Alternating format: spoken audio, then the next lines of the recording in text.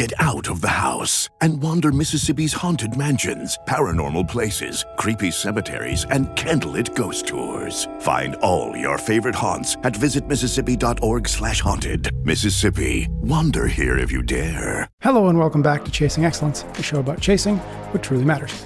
My name is Patrick Cummings. I'm here all by myself. Quick introduction to the conversation we have today. It's a short conversation today. One that if you've been listening for a little bit, you know that I love doing this. I love going back through the archives and finding conversations that Ben and I have had that perhaps we all collectively and individually have forgotten about. We've done a lot. We've done, almost 400 episodes. So I forgive you for forgetting some of these things that we talk about. But I do like going back through the archives every now and again, pulling up some conversations that I myself remember as being impactful. And so that's what we've got this time around. We've got a conversation that Ben and I had probably about a year ago, maybe a smidge more.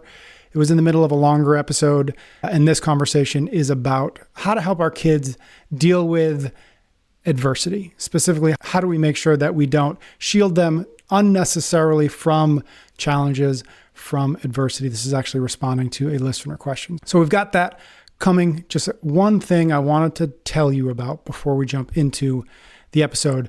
For the last year or so, maybe a little bit less, but certainly a good chunk of the year, have been working on a kid's book. It's called The ABCs of Being Happy and Healthy, 26 Little Lessons for Kids Who Want to Grow Up to Be Super Wonderful. And it's just about done. As of this recording, I'm just waiting for Amazon to do Amazon things so that folks can get it, but it should be there within a day or two after we publish this episode, possibly even when we publish this episode. It's a little bit of a black box. But I just wanted to let you know about the book. I'm going to give you a little taste of it, just a very quick one, in the hopes that perhaps you check it out and maybe you get it. If you've got some kids in your lives, either your own, of course, or friends or cousins or neighbors or complete strangers at the grocery store who you would like to give a kid's book to. Here's just two little entries, just so you can get a flavor for what the book is like. Again, it's called The ABCs of Being Happy and Healthy. It's an ABC book, so as the title implies. Here's one. H is for health, a kind of superpower, one we can bolster through our choices, friends, and ours. Good health gives us the strength, energy, and speed to climb life's mountains with big-heartedness and ease. So eat good food, be kind to yourself, sleep lots, hug your best friends, and do all the push-ups and squats. And then here's another one. M is for movement, that most wonderful gift of shimmy, of shake, of sprint, somersault, and lift. It's the whooshing wind on your cheeks as you run and the flight lightness of feet that's never not fun. For a strong body, clear mind, and a good snooze, make sure every day that you move, move, move, move, move. So as you can tell, this is very inspired by the conversations Ben and I have here every single week, multiple times a week, over, 5, 6, 7 years now. So if that seems of interest to you, if it seems of interest perhaps to your friends who have kids, just head over to the Amazons. It's called The ABCs of Being Happy and Healthy, 26 Little Lessons for Kids Who Want to Grow Up to Be Super Wonderful.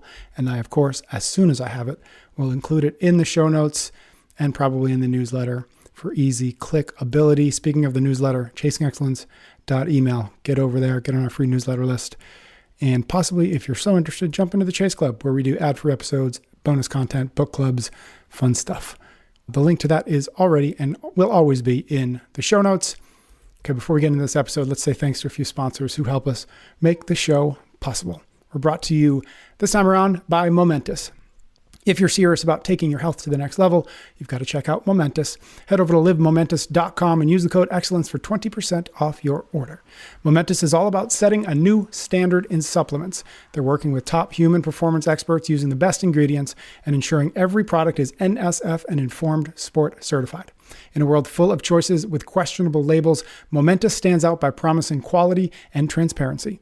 They call it the Momentous Standard, and it's what sets them apart in the industry. I recommend starting with the Momentous 3, protein, creatine, and omega-3s. It'll be your go-to for supporting everything from muscle recovery to mental focus. If you want to join the best in human performance, visit livemomentous.com. Use the code excellence for 20% off. That's livemomentous.com with the code excellence. Don't miss out on this opportunity to invest in your health. health. We are also brought to you this time around by 8 Sleep. You've heard us talk about 8 Sleep before, and we're not going to stop because it really is remarkable. If you're looking to transform your sleep quality, head over to 8sleep.com/excellence and get $350 off their Pod 4 Ultra. 8 Sleep's Pod 4 Ultra isn't just your average sleep gadget. It's a revolutionary piece of technology that can cool, heat, and even elevate your bed. Imagine having a bed that automatically adjusts the temperature of each side, keeping you and your partner comfortable all night long. Whether it's a scorching summer night or a chilly winter evening, the Pod has you covered. Plus, it introduces an adjustable base for optimal reading and sleeping positions, and it can even lift your head if you start to snore. I think that's called magic. You can even forget those wearables. The Pod tracks your sleep phases, heart rate, and more with 99% accuracy. 8 Sleep is clinically proven to help you get up to 1 hour more of quality sleep every single night. That means more energy and a better mood during the day. So don't sleep on the Pod 4 Ultra. Sleep on it. Just don't let it pass you by.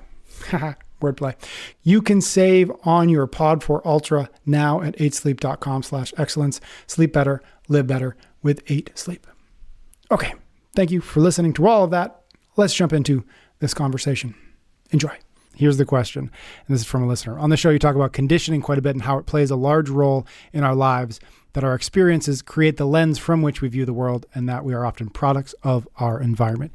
Another frequent topic of discussion is adversity. It most often has a positive reaction when it comes to personal growth and development. As parents of young children, how do you find the balance between unhealthy conditioning and necessary adversities, particularly regarding what young children may or may not be exposed to at school? Should I homeschool and create the environment in which I'd like for their conditioning to take place, or send them off to school where they can learn to deal with all sorts of adversities, some of which I'd rather they didn't? Wow. I said this in a previous episode. I feel like, maybe this is just all me. There's a lot of young parents, a lot of like kid questions. Well, it kind of makes sense. If we all found CrossFit when we were like our late 20s, early 30s, which is kind of what that was the target market when CrossFit came about. Fast forward 10 to 15 years, that makes a lot of sense. Okay, so before we go into like the specifics of the questions, just lay out what we mean by this conditioning. Yeah. And throughout our lives, we experience things, and those experiences lay the foundation of a program that we then run for the rest of our lives. So it's, another word for the conditioning is programming. You become hardwired, pre-programmed to respond to circumstances based off of the past experiences you've had. Mm-hmm. Now, here's the thing that we have to address before we get into this question, which is actually not, and this is going to answer the question for the, did they say their name? No, we don't have the name. Okay. It is not the experiences that create the conditioning or the programming. It is the way that we interpret those experiences. So as a parent, you don't want to put them in a bubble. That's the exact opposite way to do this, because then they're not going to get the exposure to these things, and you're going to precondition them that life is a bubble. Stimulus is not the problem. Yeah, it's not the stimulus. It's the way we respond to the stimulus. So let's give an example of this. Let's say we have like, when we do the laundry, is it normal? Like when we do the dryer, like it buzzes when it's done? Yeah. Right? Yep. Let's say every time that buzzer goes off, both parents freak out in the house. Yep. Right? Like, they're like, oh my God, the laundry's done. The laundry, like, Jane, quick, upstairs, get the laundry done. And she's like, oh my God, Bill. Oh my God. Okay. There's an experience. I apologize to everybody. The volume just jacked up there. It's an experience. Yeah. But it's the way that experience was interpreted. Like, oh my God, laundry is a really stressful thing. Mm-hmm. Like, I don't like it when when you grow up and you're older, guess what's going to happen? Like, every time the laundry's done? Yeah. So it's not a matter of laundry done. That's not the thing. It's the way that we interpret and respond and react to those things. Now, it's a kind of a weird example, and you're like, okay, but that's not our reality. Mm-hmm. Let's say... It's a good example. Right? Yeah. What happens when... I'll give you one because it happens every time we're 10 minutes from the bus showing up. What happens in the house? Love it. Right? Anybody with young kids knows what the last 10 minutes before the bus pickup Okay. is like. I'm trying to think of something that will go into future life type things, right? Like, okay, let's take one similar to that. Yep. Which is every time we're trying to leave the house becomes really stressful, really tense, a lot of conflict. The kids could cut the tension with a knife. They almost want to like get away and go into their rooms. The programming that they're going to run through life is when we need to get out the house to be on something, that's a bad thing. Yep. And what's going to happen is as a parent, when they are parents and the spouse doesn't have that thing, and one parent brings that to relationship and the other one doesn't, like, why are we always so late? Okay. But it's not, the event is leaving the house. Yep. But it's when I say the environment is not experiences. Can be. But environment usually is the way that the whole ecosystem responds to events. Yeah. So the question then becomes that we are not trying to control the events. Mm-hmm. We're not trying to keep our kids from, as much as like, it sounds weird, but like experiencing adversity, right? And we kind of layer that into like different things. Someone laughs at them for bringing shrimp instead of a sandwich to lunch. We're not trying to control that. What we're trying to do is talk to our kids about the appropriate ways to navigate when somebody makes fun of them for bringing shrimp instead of, I'm bringing real world examples here. It's very specific. That's oddly specific, Ben.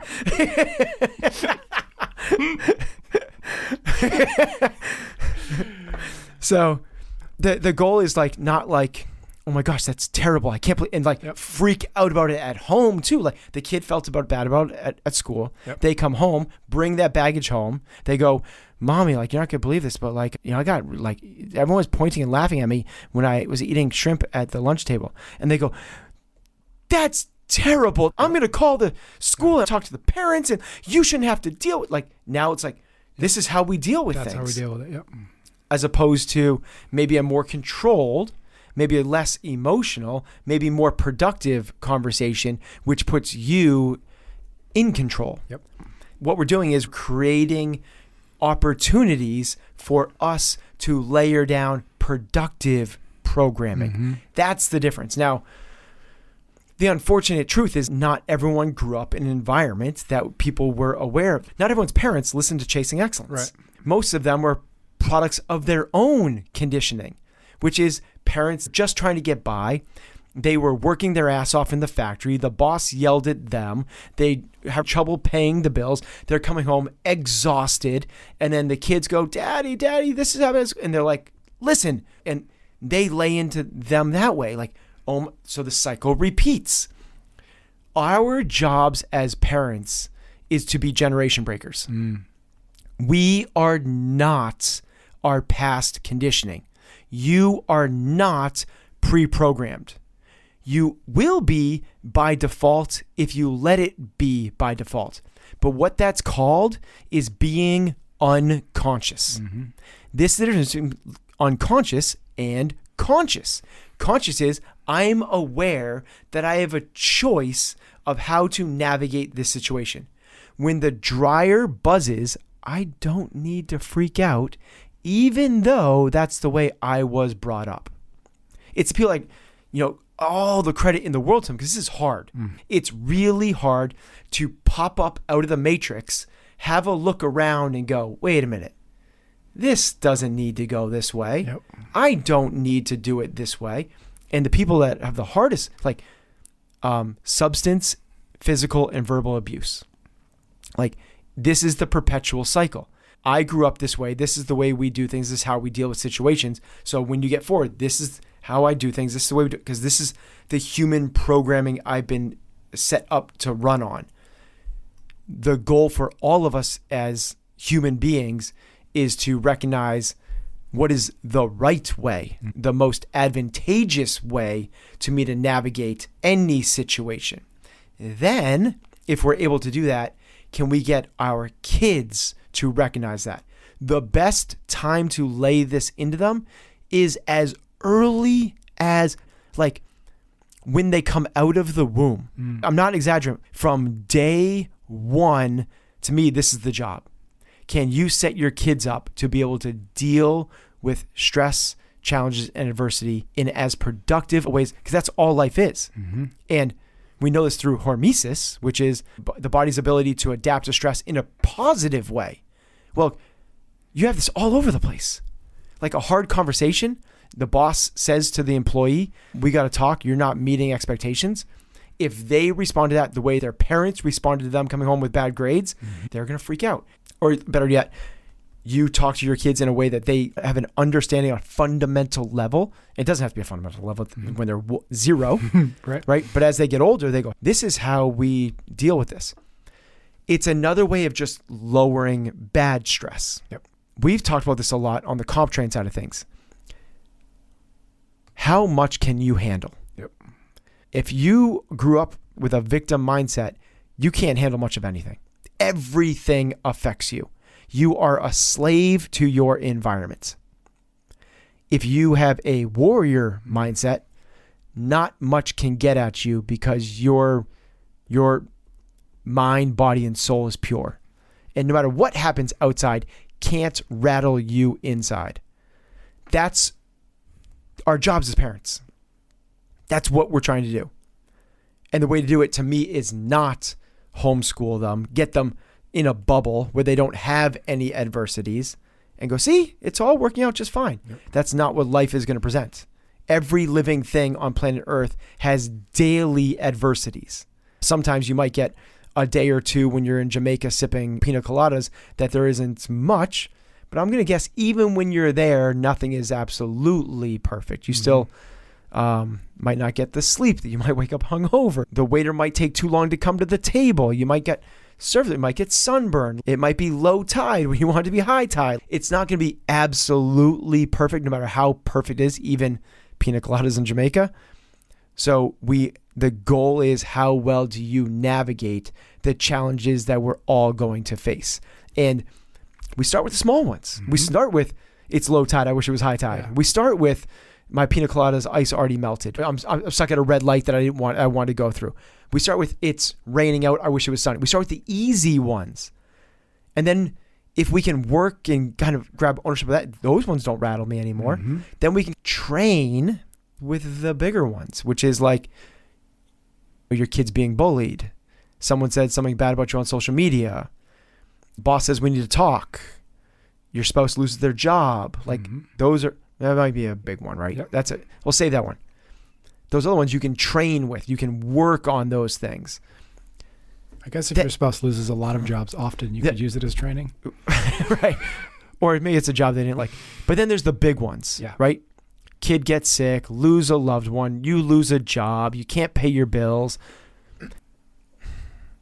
Survive those. Don't worry about bringing the warrior mindset to your kid getting cancer. Yep. Like, survive it, dude. Like, I just want you to get through this. If you trained yourself on the little ones to where they're not even a thing anymore, and you're really aware of those middle ones, when the big one hits, it won't hit with the same impact it would have otherwise. That's the objective, and that's the goal of this whole pursuit.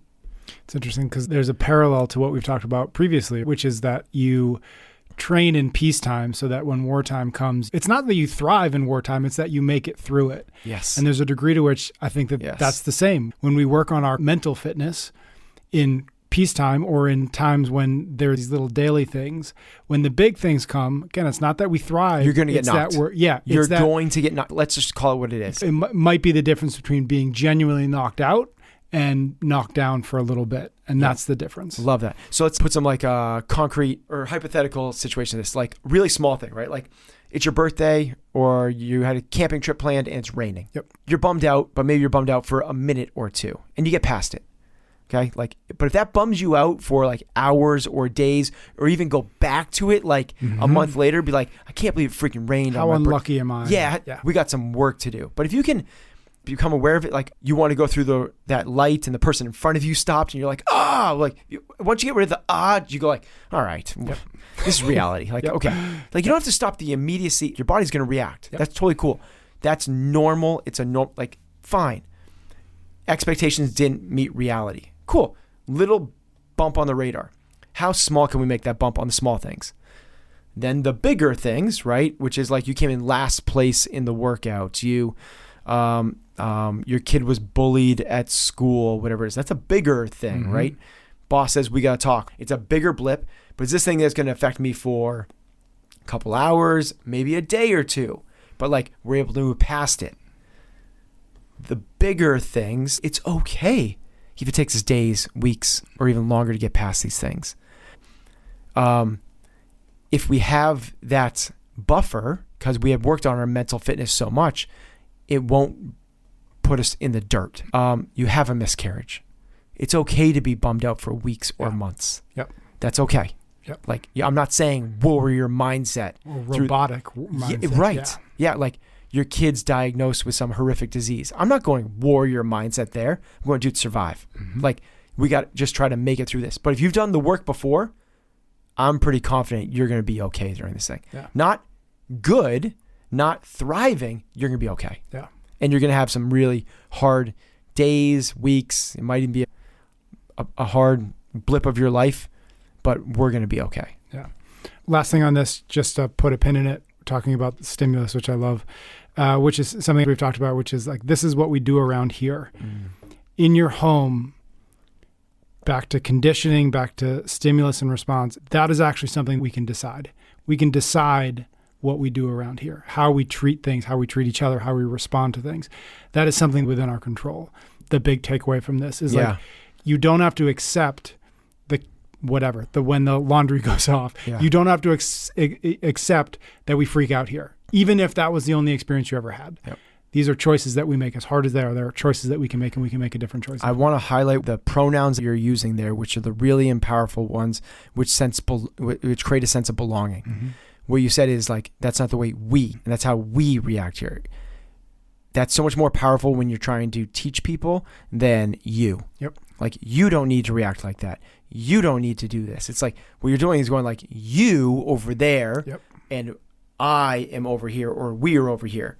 Instead, it's, you're a part of it. That's not the way we do things here. We don't act like that. We don't respond to things like that. I love it. Thank you so very much, as always, for listening to Chasing Excellence.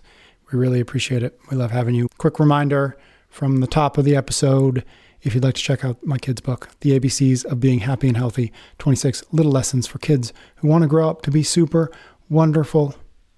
I think you'd be super wonderful if you checked it out and perhaps bought a copy for yourself or your friends who've got kids. I'll put the link in the show notes as soon as we've got it. Again, it may not be there right away when we publish this episode, but it should be there shortly after. And if not, let's collectively yell at Amazon. Ben and I are going to be back soon for a brand new episode of Chasing Excellence. Till then, stay well.